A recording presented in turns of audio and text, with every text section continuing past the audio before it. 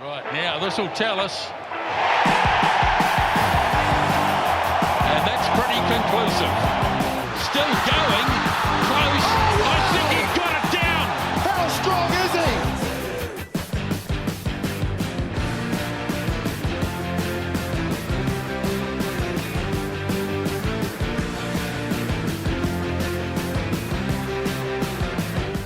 Kia ora team, and welcome back to TAB's Pick and Go Rugby podcast. My name is Karl Paul, joined in studio again by my good mate Paul Mawate. Paul, how was your week this week? Yeah, Bulavinaka. Thanks. I think we're all part Fijian this week. I think so too. After that wonderful performance against the Wallabies and the week just gone by. Look, there was a few things that happened. The All Blacks looked very, very good against a very strong Namibian team.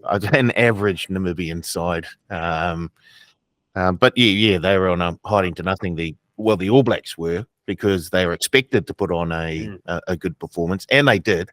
But they didn't really get a lot of plaudits for that. I thought they were very, very sharp. The Uruguayans sort of gave the Italians, yeah, but then the game before that as well. Yeah, they're actually a very, very good side, the Uruguayans. They are, and we'll get to the results very soon. But before we do, I'll bring in our guest. He's a returning guest, first one to return. He must have gone all right last time. It is, I hope I've got this number right, All Black number 1018, Steve Devine. Steve, welcome back, mate. How are you? I'm very well, thanks, gentlemen. Yourself? Very good. Did I get that number right? Yeah, I think so. Yep. There was quite a few of us who made our debuts that game, so I'm not sure how they work it out, but yeah, that's about right. Not something you got tattooed anywhere? No. All right. Instead of the informal introduction this week, gents, we've got an informal hypothetical. I make no apologies for my love of the game Jonaloma Rugby. Paul, you said this week that you've never played it, which I can't believe. Steve, did you ever play Jonaloma Rugby growing up? Yep, played a little bit of it. I lived with a mate who played footy with, Rico Gear, who was phenomenal at it. He spent most of his time playing Jonaloma Rugby. That's good. That's what we want to hear. So the informal hypothetical this week, and Paul, I'll go to you first because this should be good. If you had to pick one player from the current New Zealand squad to fill every position 1 to 15, just like Team Lomu in the great game, who would it be and why? So, yeah, okay. So I understand video games, all right? Didn't play a lot of them. I understand. So I guess with Jonaloma Rugby, what used to happen is you would have a team and you'd have a fullback and Yep. But you could do one where you put Jonah in every single position. It was a preset team. There were like 3 super teams, and one of these super teams was Team Lomu, and he was in every single position 1 to 15. Right. Okay. I'm going to go Artie Savia. Look, he's an 80-minute man. He's got the skills. He's got the skills of a backline player. You could look if the All Blacks, I don't want to say have gotten some serious injury problems. He could slot in there at a. In fact, I think he was trying out or he wanted to go for the New Zealand Sevens. Didn't he play wing for the Sevens team? Yeah. So he's got speed. He's got a motor on him. We know that he'll go the whole 80 minutes. He tackles anything that moves. I think he'd be brilliant. 1 to 15. Concerns around goal kicking ability, but I like it. I like it. When you score 20 tries, you don't need to kick the goals. Steve, who's your man? I'm glad I've got to go second. I'm going for Geordie Barrett. Can play any position in the back line. Has already done that as a test player. Phenomenal goal kicker, especially from long range. He wouldn't be out of place as a 6 or an 8, and could definitely cover both lock positions, being as tall as his brother. So yeah, I just think he's in terms of he's probably already played half the positions in the team already. So why not give him a go at the other half? That's who I've got too. Great selection. Great Size- minds. Yes. Continue. Size, speed, defense, attack. Might be the perfect player. Hopefully he's not injured for much longer. All right. Moving on. It'll be nice to see him just in one black jersey. It would be, yeah.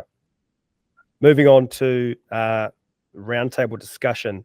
Something a bit different again, guys. I've got 5 topics here.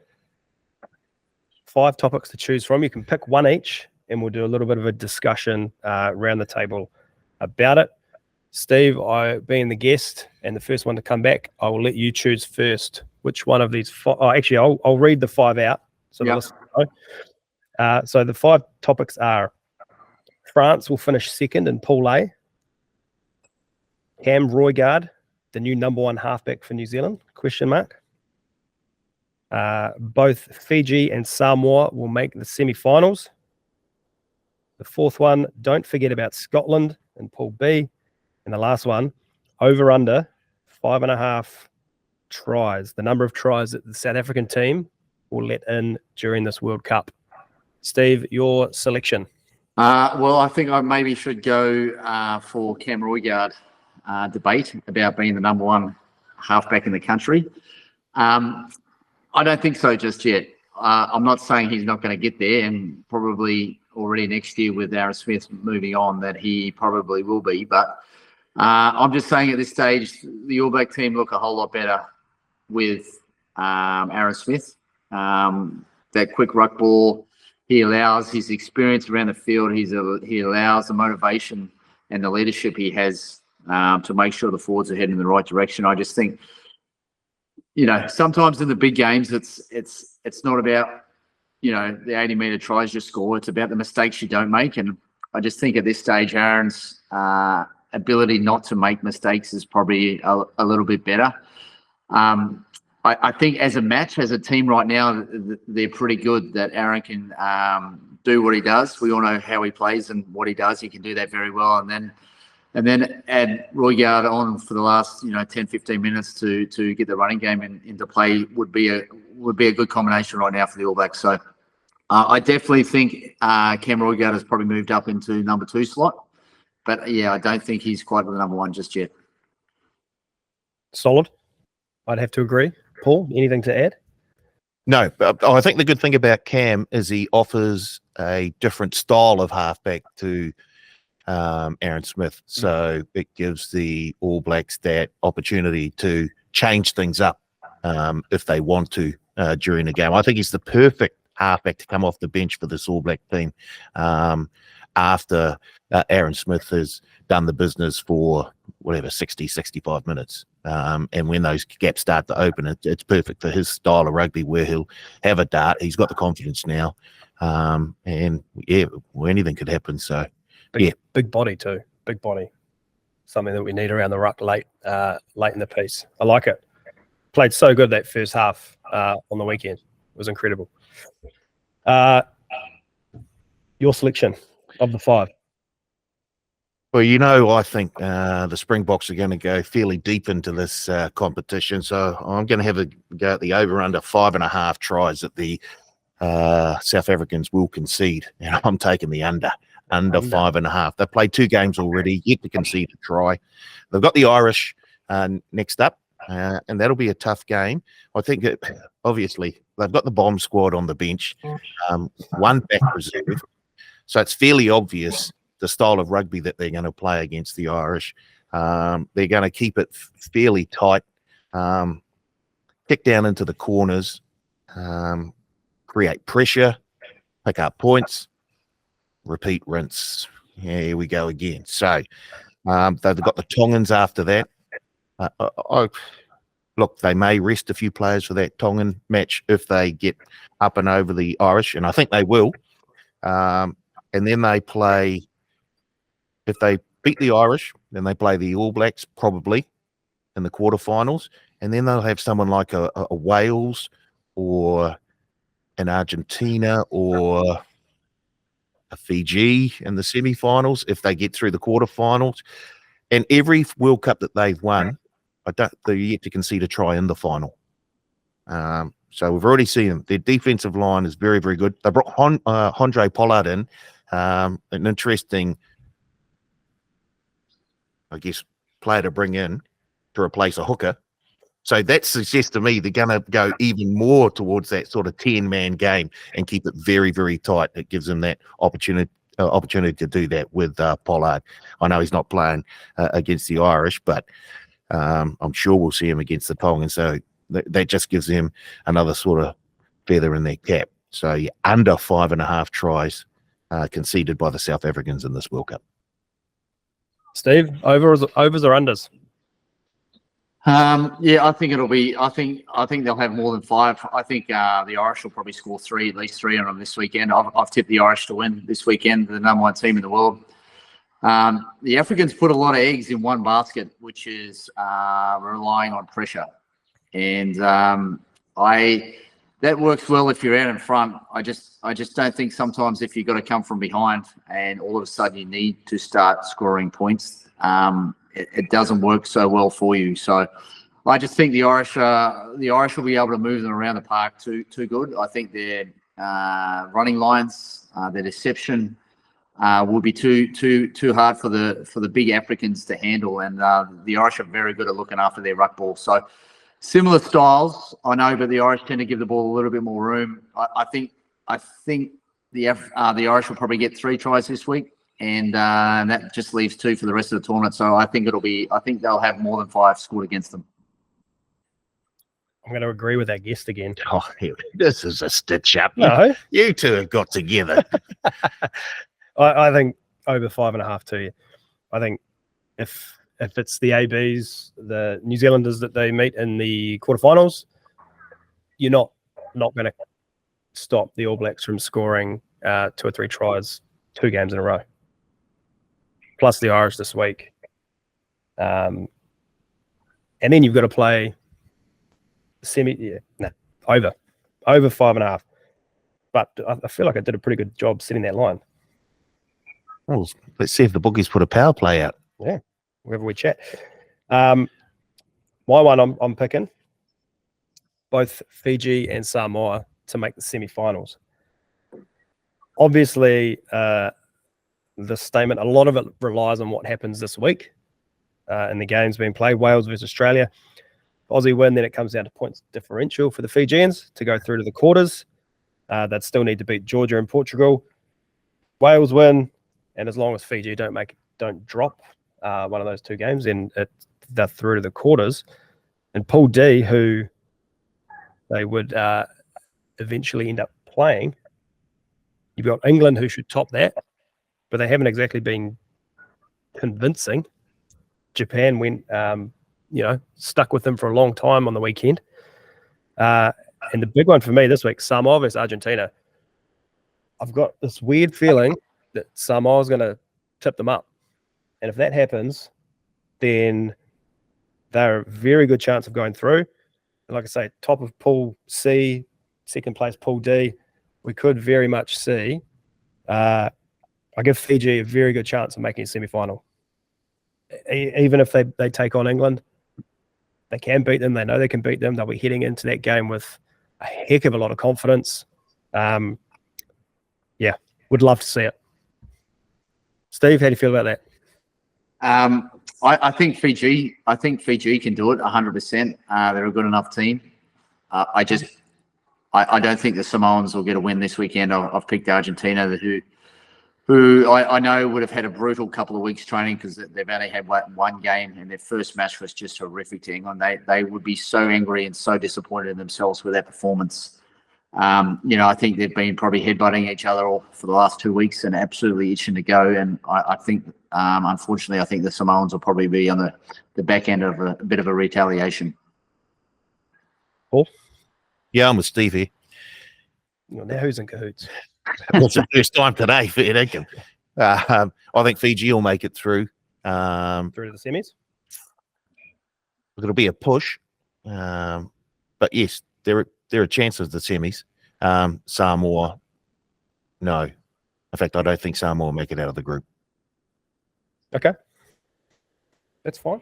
That's fine. All right. Quick run through of the results of last week. As you mentioned earlier, Paul, France 27, Uruguay 12. Any comments on these as we go through, lads? I thought it was a typical French Rugby World Cup performance. Well, Get up for the big game and then not get up for the next game. it was their second stringers. Doesn't matter. And I just think it goes to show that the depth of world rugby across the board is just rising. So teams that, the days of, you can just roll out any old team and expect to put 50, 60 points on another country, they're far and few between. So, yeah, the Uruguayans, who were right in it, what were they? Were they 13, 12 down and 15, 20 minutes to go? And he kicked the ball into his own player and it sort of ricocheted back and the French picked up the loose ball and just ran over the line. And that sort of broke the Uruguayans' hearts. And then they were up at halftime against the Italians this morning. I've been really, really impressed with them. Any comments on this one, Steve? Yeah, I just think for me, the French, highlights a couple of things for me. The first thing is the French have a very good 23. And then once they start getting outside of those 23, they're not as strong. So injuries, going deep in the tournament, could be a major factor for the French playing at home. And also highlights, the All Blacks, every team in the world gets up for them. And it's the hangover effect. Quite often you'll see a team that plays the All Blacks one week, they're pretty average the next. And you just got to look at, performances after All Black tests that, other teams tend to be pretty average, and the French were certainly that. So, I just think the French, they don't have maybe as much depth, so they need to be, injuries are really going to play a major part for them going forward over the next couple of months. All right, next one, New Zealand 71, Namibia 3. Really disappointed we didn't cover the 72.5 here. But Cam Roigard strong. Leicester Vainganuku has to play. He has to be in our team going forward, in my opinion. Anything, Paul? The red card. It's really going to cost us. We'll get to the red late card in the tournament. Yep. But it was a very, very good performance by the All Blacks. Very good to see. I'm with you guys. I think Leicester has to be on one of the wings. Mark Tellier has to be on the other. I think Will Jordan has to be at fullback. Cam Roigard will probably come onto the bench, and then I just think that's our best attack, and that's what I'd like to see. And hopefully we will get that team pretty close to that team named for Italy, because Italy's our next biggest game. And they're going to use that up and in defence, and they like to throw a ball around. So it's going to put us in good stead. It's one of the last big practices we're going to have before that major quarterfinal, whoever it is, Ireland or South Africa. Damien McKenzie didn't do himself. He played well, is what I'm trying to say. He's put his name in the selection mix.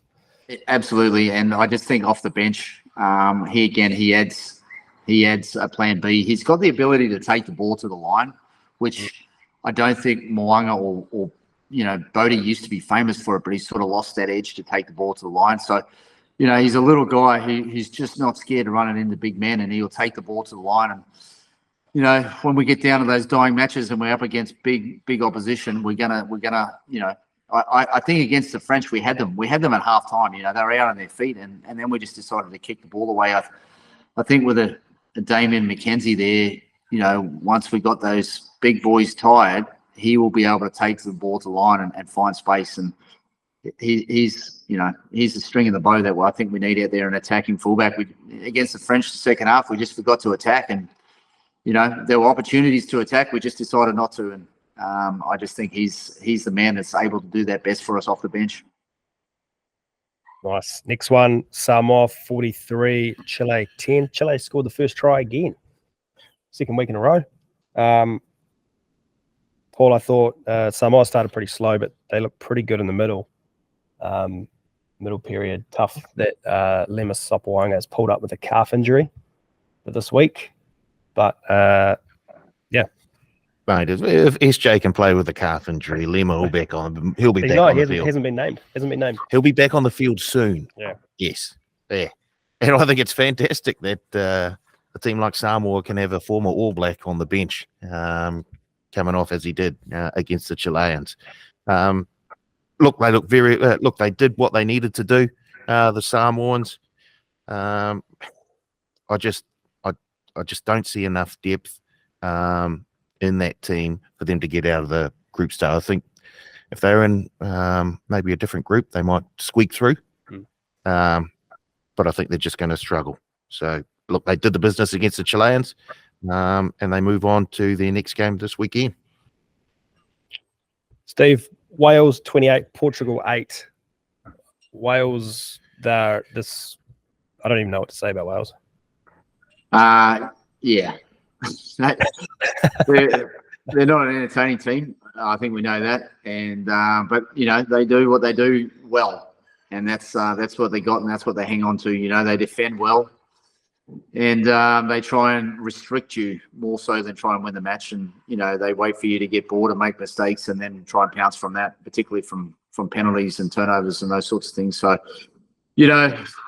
I'm not a fan of the way they play rugby, but it works for them. I think they probably have other things on their mind, probably this weekend more so than last weekend. I'll stick with you, Steve. Ireland 59, Tonga 16. Ireland effectively scored their 59 points in 60 minutes. It was pretty impressive once they got going. Yeah, I'm amazed that the number one team in the world's paying. I think they're still at $550 to win the tournament. I can't believe how they're flying under the radar. I just assumed that everyone would have been talking about Ireland, and everyone's just forgotten about Ireland, and they're getting a bit of a cruisy run. I'm very surprised. There's a reason they're the number one team in the world, and that's because they're very, very good at what they do. And I think they're going to give the Africans a very big run around this weekend. Paul, anything to add on the Irish or Tongans? Bundy Aki picked up a double. He's now top try scorer. Tournament try scorer at the moment with 4, and currently paying $10 to be that top tournament try scorer at the end of the tournament. Nice. Stick with you. Your South Africans 76, the Romania 0. A lot of hat tricks, a lot of tries. Look good. Yeah, and that's why I like them. They look very, very good. Oh, yeah, obviously, the Romanians didn't put up much of a fight.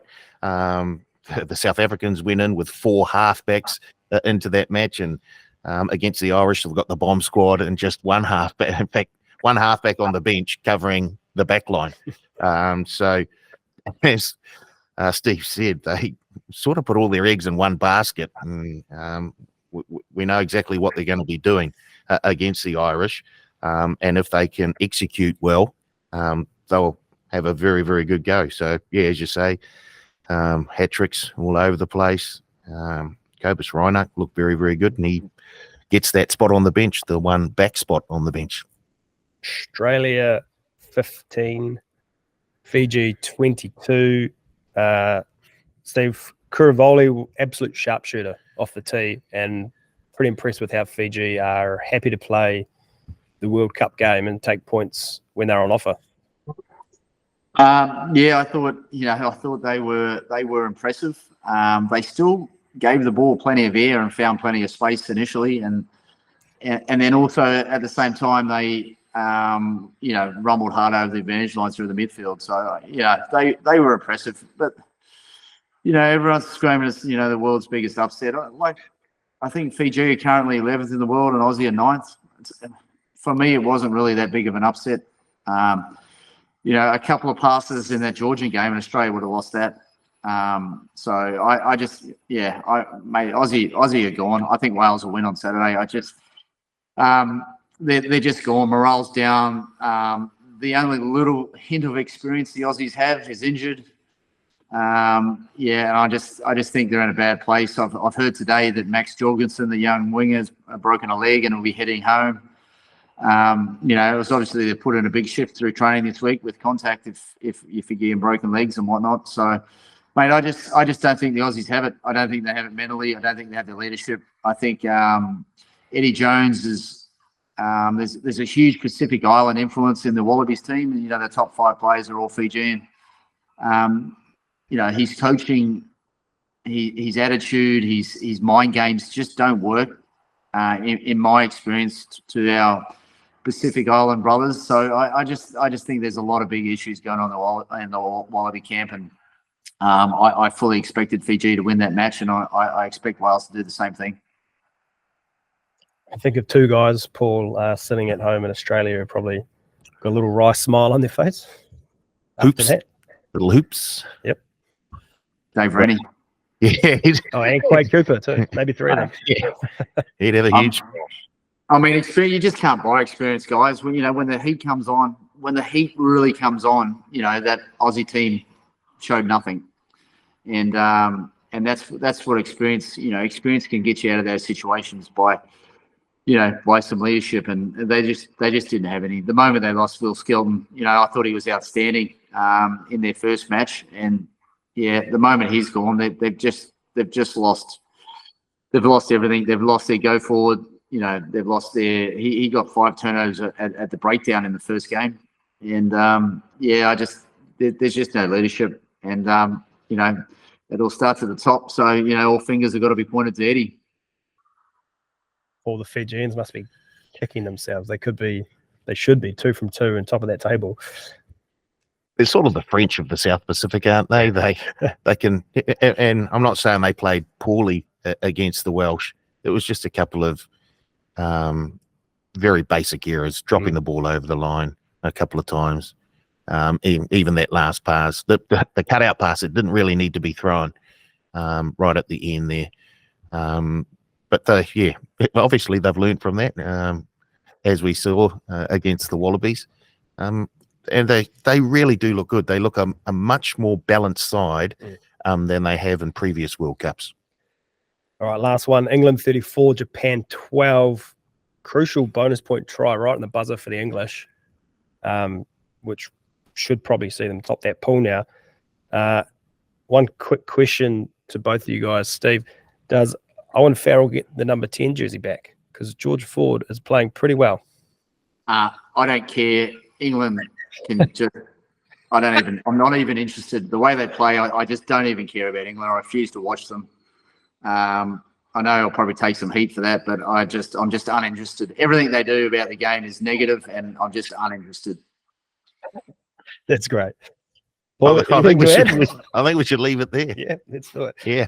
Love that. All right, game previews this week. Do you have the odds up, Paul? If not, can you get them up, please? First game. There was a game last night, or this morning, sorry. The French play tomorrow. We're not going to worry too much about that one. First big one, Argentina v Samoa. Argentina are... They're $1.17 in the match result market. Samoans $4.80. The draw's at $26. Point start 14.5. So Argentina giving 14.5. Samoa plus 14.5. They're trading almost dollar for dollar in that match result market with a slight edge to Samoa. They've taken 51% of turnover in that match result option. There's been a $3,750 bet on the Argentinians minus 14.5 at $1.87. Okay, as I said, no Lima Sopoaga for the Samoans, which I think is a big out. Steve, how do you see this one going? We said earlier. I just think when the Argies get angry, right, and they turn up to play, they're very hard to beat on their day, right? And I just think they've been headbutting each other for the last 2 weeks. They would have been brutally disappointed with their performance against England. So I'm on Argie. We know how when they get it right, we know how they can play. They beat the All Blacks at home last year. When they get it right, we know they can play. And I fully expect them to get it right this match. They have to. Paul? Yeah, I'm with Steve. I think Argentina win this one to a brave Samoa. And I think that 14.5 is very, very close to where the game's going to end. So I'm not confident putting just under 4K on. But I do think the Argentinians come out with a win there. Like I said earlier, I've got this funny feeling that the Samoans might do something. We're still, as you said, Steve, the Fiji and the Australia is not the biggest upset in the world. Everyone was probably expecting it. We're still waiting for that upset, and I reckon it could be it. I think if Samoa play the perfect game or a really, really good game, they're a very real chance. I think Argentina, yes, they'll be pissed at how they played that first game, but I didn't see enough to suggest that they can turn it around. I know it's been a couple of weeks, but we'll see. I think they were slightly over emotional for that first game. I mean, I think they'll be a wee bit clearer in their headspace. So, not if they've been headbutting all week like It's always the problems with the Argies. You know, they're emotional people, and they go over the top sometimes. And you know, I'm sure they'll be trying to keep cool heads. They'll be angry, but they'll be working hard to keep their composure and do what they need to do. I'll be taking the plus. Next one, huge game. South Africa v Ireland. 6-1 split on the bench. 7-1. 7-1, sorry, 7-1. Itzebeth is back. Pollard's still out, so they've got Lebok running the cutter. Ireland are yet to name their team. I think this could end like 9-6. Even though we said earlier, hold on a minute. Some tries. 5.5 is looking good. It could end 9-6. Right. Paul. Match result: South Africa, they're $1.62. The Irish, $2.35. The draws at $16. And in the head-to-head market, South Africa, $1.60. Ireland, $2.25. I'll give it a tip. I think Steve's been having a go here because 69% of turnover in that match result market is on the Irish, and 98% of turnover in the head-to-head market is on the Irish, who are currently $2.25. If I just went 98% of turnover in the head-to-head market is on the Irish to win. As you said, Steve, world number one, you're getting more than even money. I can understand why. Yeah, I just think you can't you can't win a game by running over the top of Africa, right? You got to go around them, and that's just a rule. You can, and I think Irish are the best team in the world of going around teams. You know, with their multi-option runners at different angles, slows the big guys down, and then they work around the outside. They're experienced at playing that up and in defence that the Africans are going to bring. They play against it a lot in the UK. These guys play a lot of rugby together. I just think they're a reason they're the number one team in the world. Also, they need to win this. If Africa win this, Ireland have got a pretty big match against Scotland coming up in a couple of weeks. How do you see this one going, Paul? I'm going with the Springboks here. I think they lock this game down, frustrate the Irish, and come out in a tight tussle. So I don't mind them. -2.5, the point start South African. So I'm going completely against what the market's saying at the moment. How's that gone for you in the past? Next one. Silence. Scotland v Tonga. Steve, this one is a big game for Scotland. They need to obviously get the W, put in a big performance because, as you say, that game v Ireland in a couple of weeks could be to see who goes through. Yeah, they need this. Scotland need this for the bonus point win as well. They need to bank some points. Yeah, I think they'll be good enough. I like the Scottish team. I like the way they play rugby. They're passionate. They're a good chance. I think they'll do it and do it not super comfortably, but they will stretch it out, and they desperately need that 5th point. So we'll hopefully see them. They're really good at scoring tries in the second half. Not so much early, but we will. Yeah, I think they'll be good enough. Paul, any betting on this game so far? Yeah.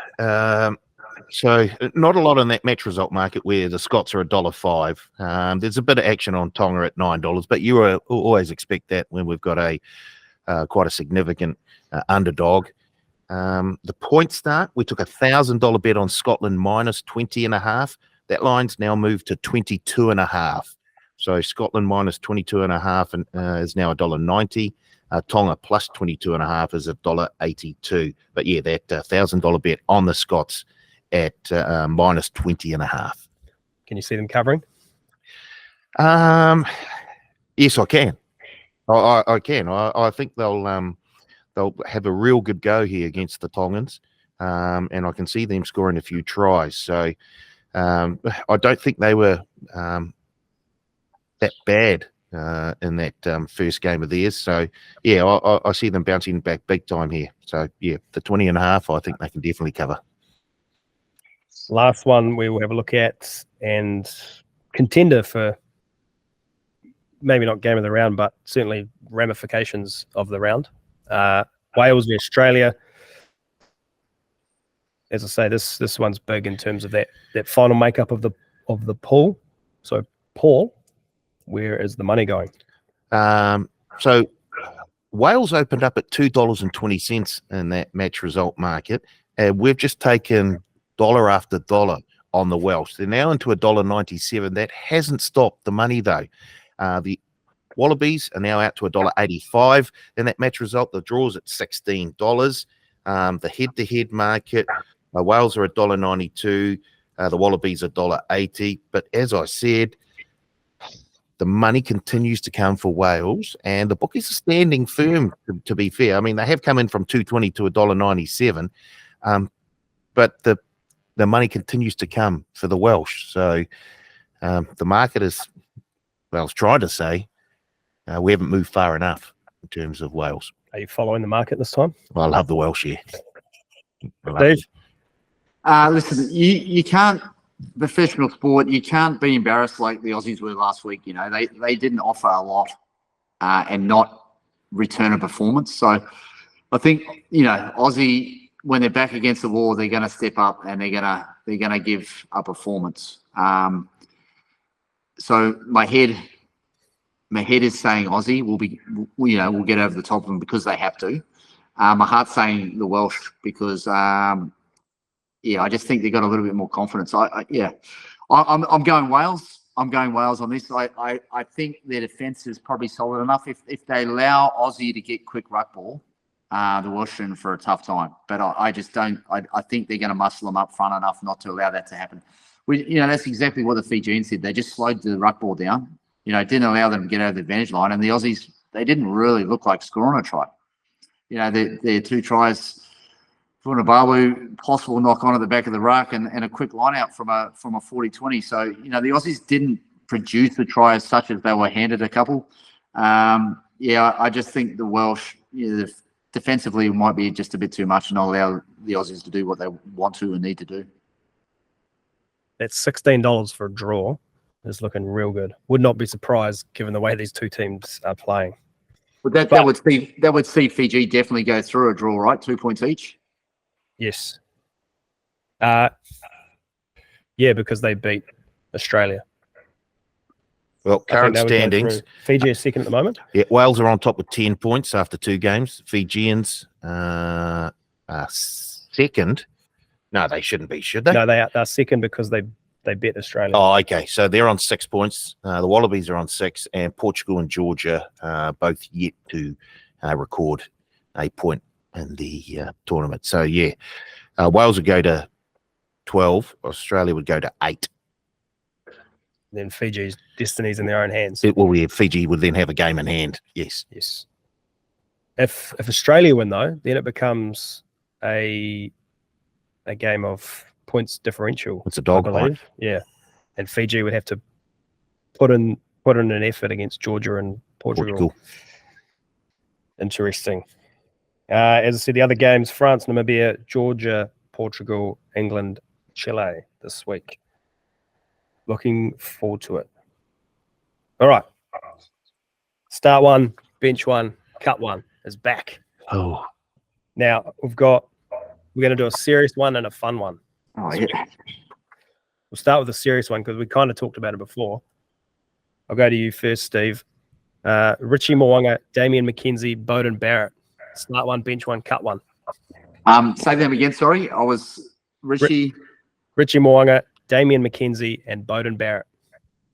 Oh, yep. Okay, I'm going start Richie, bench Damien, and rest Bodie. Rest. That was nice and soft. Paul? Yeah, I'm the same. Yeah, Mo'unga starts, Damien off the bench. I just think Bodie just hasn't shown us the sort of skills that we know he has lately.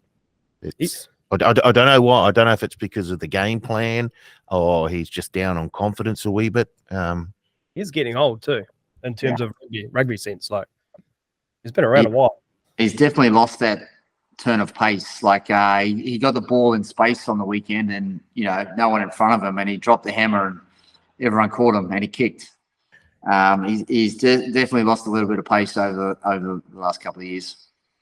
Yeah, I agree with you guys. Damien on the bench, please. All right, now the fun one. These three guys, I'm guessing you may have thrown it past all three of them, Steve. Carlos Spencer, Andrew Murdens, and Tony Brown. Start one, bench one. Tony Brown. Great man. I'm starting Carlos because I probably feel like that's my best chance to get a start as well if he's there. And then, listen, I'm going to Tony Brown off the bench, and I'm going to go Mertz in the grandstand for after-match functions ability. He always adds a little bit to that after-match for sure. I can see Mertz now. He's looking at you and he's... No, he's quite comfortable, I think, right now, just dealing with after matches. He looks in good shape for an after match. So are we talking right now, or are we talking in their playing prime? No, in their prime. Right. I mean, now probably Carlos gets the start regardless. Yeah. He's in better nick than most 20-year-olds. Toffee pops at halftime. Who are you? Start, bench, cut. I'm starting Mertz. Oh, yeah. I've got Carlos off the bench and TB to bring on the Oranges. Yeah. I think the balance is better with Carlos coming off the bench, given whoever he's coming on for, the All Blacks, or it wouldn't be the Crusaders, would it? Given that bit of spark when he comes on. Bit of spark. Well, this will be probably no surprise to you, Paul, but I'm going to start Tony Brown. Great Highlanders man. Oh. And this is a tough one. I feel like Tony Brown and Carlos Spencer play a very similar style. Tony Brown could play a very similar style to Carlos, but also play a very similar style to Mertz. But I'll go Carlos because I love the razzle-dazzle and the flair on the bench. Mertz after match. He won't let you down in an after match, I can tell you that. Maybe we'll save that story for when the recording stops. All right, moving on. Controversy corner. Red cards in the World Cup. There was a couple over the weekend. Ethan de Groot for New Zealand has 2-game suspension. Well, it's three, but it can go drops to two if if he watches goes the to video. school. Mm. Will this... I'm going to give you some stats first, actually. I had a look at the Rugby World Cup in its entirety. There's been 28 red cards in World Cup matches. In the 30 years from 1987 to 2007, there were 14 cards. Sorry, 20 years. And since 2011, there has been 14 red cards. 8 alone in 2019. And 3 already this one. Steve, will this World Cup be decided by the bunker and upgrading a card to a red? Unfortunately, it's going to have a massive impact. It sort of already has, and we've seen inconsistencies. I just we play a pretty dynamic game with a lot of big men moving in a lot of different directions all at once. And, I think it's near on impossible to completely avoid contact to the head. And, no one's more for no contact to the head than I am with my past history. So, but I just think it's just going to happen, unfortunately. And unless there's intent, I just don't think it should be a red card. I think there has to be some intent to hurt or make contact to the head for there to be a red card. Everything else should be a yellow. Acts of foul play, are definitely a red card. It's just too dynamic of a game. There's too many moving parts in milliseconds for there not to be. And, and that's where we're getting the inconsistencies already. There has been head contacts made and they've been let go. And then there's been other ones that have just been complete accidents, like 100% accidents, and they've been ruled as a red card and no suspension. And then there's other ones that, the first point of contact hasn't even been the head. But with a whiplash action, it does make contact and they get 3 weeks. I just, it's not fair on anyone for there to be such inconsistencies. Anything to add, Paul? I agree with Steve in the fact that the way the rules or the laws of rugby are interpreted these days, there are going to be the red cards are just going to be flying out of referees' pockets. So, unfortunately, the only way around that is to, I guess, change your tackling style. Aim a bit lower. I know that's a lot easier on paper than when you're out on the field, as Steve said, with 30 big bodies running around in different directions. But yes, I think this World Cup will be decided by, if you want to say, the bunker or discipline. We think back to 2011, Sam Warburton red card. That should have been in that final against New Zealand, and we probably would have won 50-0. But that was a big turning point. I'd hate to see something happen like that, but I agree with you guys. I think we're at the mercy of inconsistency. At least one big team will have a player out for the semi or the final. Yeah, I just think in the game we're playing at the moment, right? It's all about getting over the advantage line, right? And you've got. It's not a very fluent game. It's very stop-start at the moment, and we've got these massive men who are running into contact head first. And if what's to say that a guy carrying the ball who drops his head down to run through contact shouldn't be given a red card because he's put himself in a dangerous situation. So, I just think for the safety of the game, we need to speed up the game, but we also need to reduce body mass and just make it not so reliant on crash and bash. And, the only way to do that is, if we want to drop body mass of people playing is to speed up the game and make it more aerobic. So we just don't get these giant muscle-bound men who can not run, more than 40 minutes because they're out of gas. We need our game to be entertaining. We need it to be dynamic, and we need ball in play a lot more. And that's just going to help us, I think, in the long run. But unfortunately, while the people running the game, while their teams are getting results by doing this crash bash and kicking penalties, then I don't think we're going to see a lot of movement on rules, which is a real shame. The day the game gets smaller is the day I dust the boots off and come back. There we go. All right, let's move on and have a look at some betting to wrap up the show. Quick review of last week. Paul and I were discussing earlier for a betting podcast. We are not doing too well. Absolute rubbish. What's the best win we've had? I had South Africa 11-20 in the first week. 11-12. Shut up. It was 11-20 in the first week. I think I just about made my $100 back. Cheapest. So we're not good. And Strawn was on last week. He had a 3-leg multi. Put his $100 on that. He went England 13+, tick. Australia 13+, no. Samoa minus 33.5, no. I think it was 33 exactly, wasn't it? Bookies were spot on there. Right on the money. I had $30 on a 3-leg multi. I went France minus 56.5, no good. New Zealand minus 72.5, no good. And Samoa minus 33.5, which was no good. And then my big play, I went $70 on Fiji to score more than 2.5 tries at $2.05, and they did not. Real tough scene for me. Paul, how did you go? Rubbish. You want to recap? Yeah. You had one play, didn't you? Yeah, 100 on The French. probably French minus. Yeah. French, tough. They owe me. Tough. They owe me. Tough week for the boys. Stick with us, though. We'll get one. We'll get a couple, I reckon. Promos this week, Paul. Well, we've still got the try.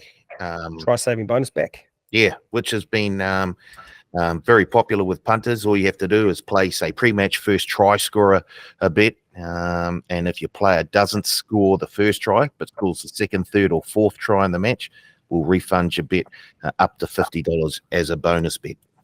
Very nice. Okay. We'll go to you, Steve. Yep. $100 mythical money to put on anything you like. Where are you going?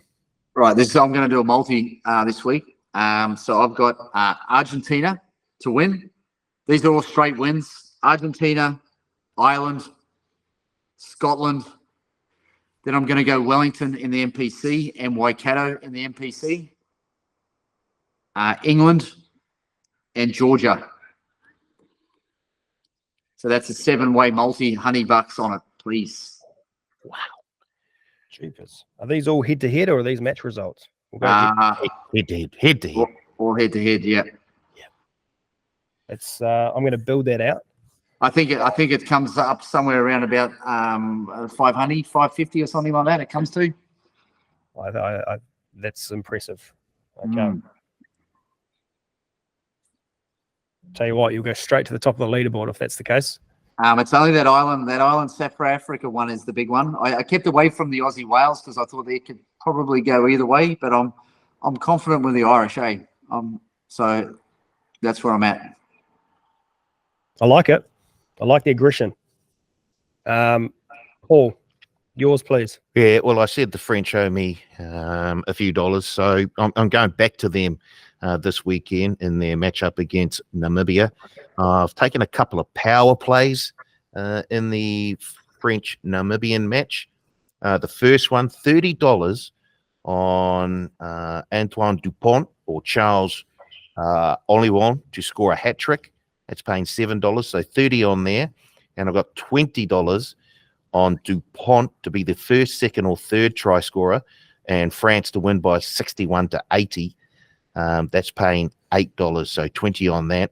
And then I'm going to the South Africa-Irish match. I've got $50 on the South Africans to win 13 or more at $3.80. Okay. I'll be honest, I didn't hear a lot of that. I was trying to build this multi out for Steve. I'm hoping and I've done something right. Maybe punters didn't hear a lot of that as well. My 100 this week, I've got 4 plays. I'm going to go for a little 2-leg multi at $30 on Samoa plus 14.5.